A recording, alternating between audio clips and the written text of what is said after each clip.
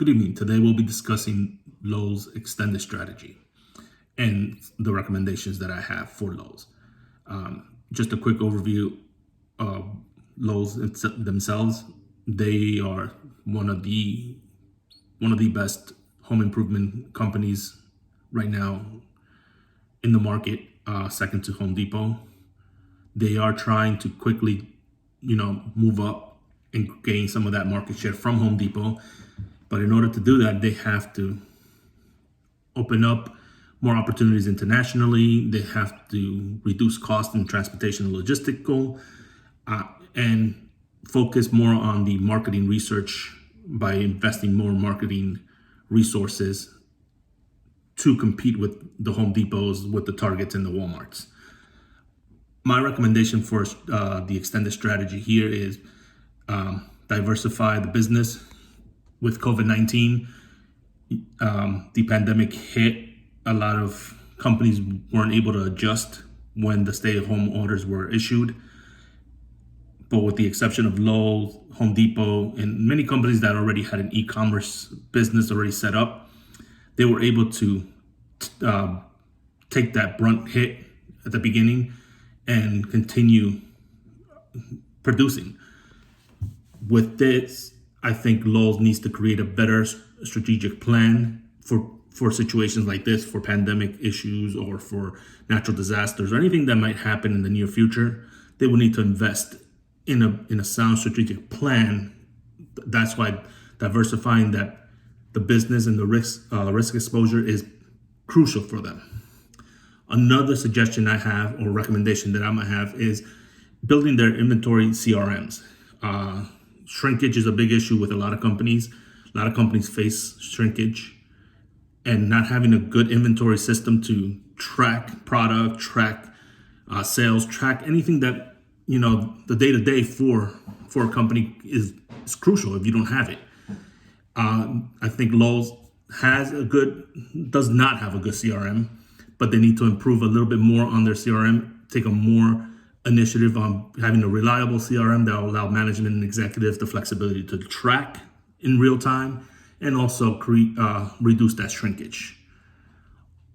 Also, the biggest ones I think I put in our marketing strategy is transportation and logistical resourcing. Basically, research the green initiative. Many companies are going green. Many countries are going green with their initiative, and having a transportation that reduces fossil fuel and reduces gas prices. With the high gas prices going up now, summer's coming, the gas prices will increase. Having a sustainable backup like electrical or even solar energy vehicles, they're building those. Having those or a different kind of fuel like biofuel will be sound for Lowe's for the future. With those resources being scarce and the use of it right now being high for many vehicles, the resources will dry up, and it takes a long time to get those resources back. So converting their transportation division to green it's a great step in going green and reducing costs from fossil fuel, and also help the environment at the same time. Another key thing that I think Lowe's needs to invest heavily in is the international market. Their Home Depot has the edge in the international market. The international market has been an Achilles heel for Lowe's.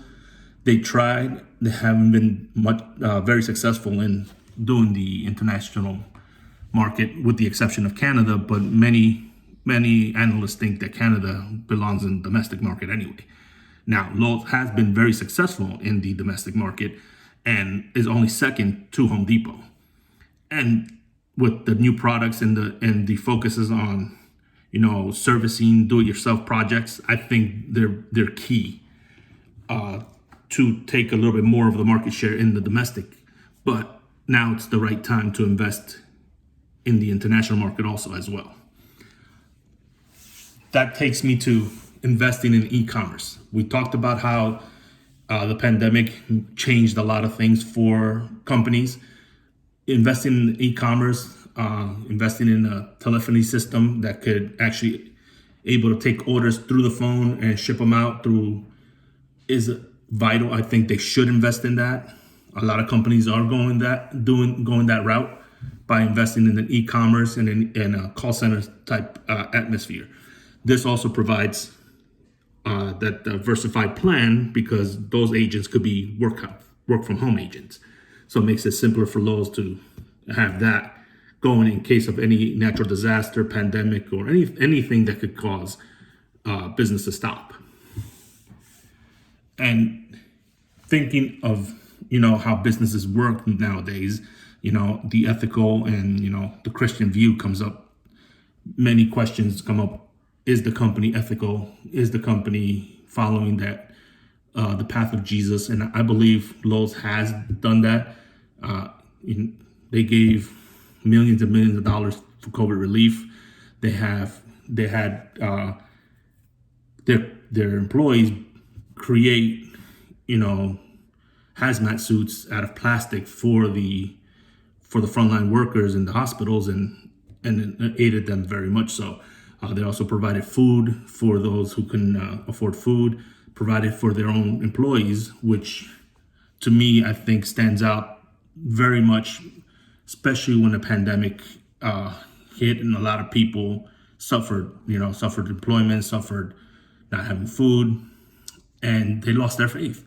Lowe's brought that faith back to them, and I believe they're following the path what Jesus provided to us. He never gave up, never faltered.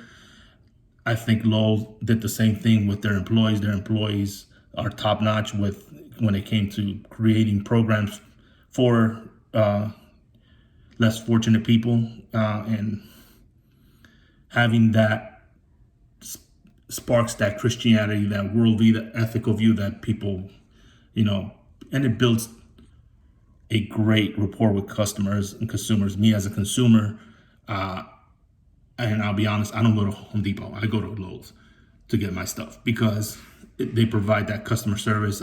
I've seen what they've done with this program as this course came through. It opened my eyes a lot more to what Lowe's does on the back end and how they provide for charities, how they provide for scholarships, how they provide a lot of money and a lot of aid for people.